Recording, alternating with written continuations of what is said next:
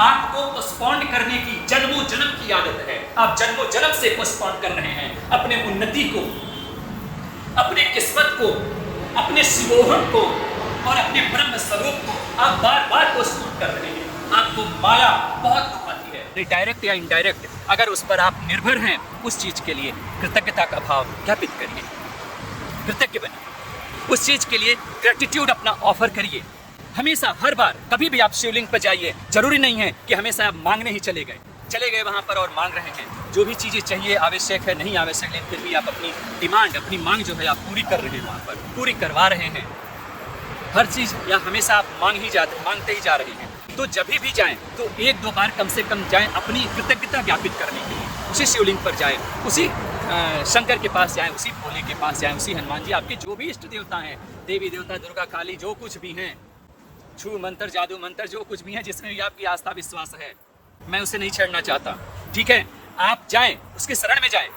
अगर आप नोटिस करें कि अगर आप 10 बार गए हैं कुछ चीज मांगने के लिए, एक बार कम से कम जाने का प्रयास करिए, सिर्फ थैंक्स बोलने के लिए, धन्यवाद बोलने के लिए।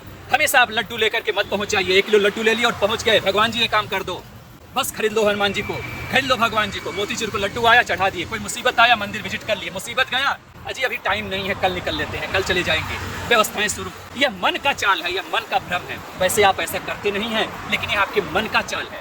आपको पोस्टपोन करने की जन्मों जन्म की आदत है। आप जन्मों जन्म से पोस्टपोन कर रहे हैं अपने उन्नति को, अपने किस्मत को, अपने शिवोहम को और अपने ब्रह्म स्वरूप को आप बार बार पोस्टपोन कर रहे हैं। आपको माया बहुत लुभाती है और माया में आपको मजा भी आता है, खेलने में आनंद आता है। इस वजह से जीवन में आप पोस्टपोन हमेशा करते रहते हैं, तो इस जीवन में भी कर लेते हैं।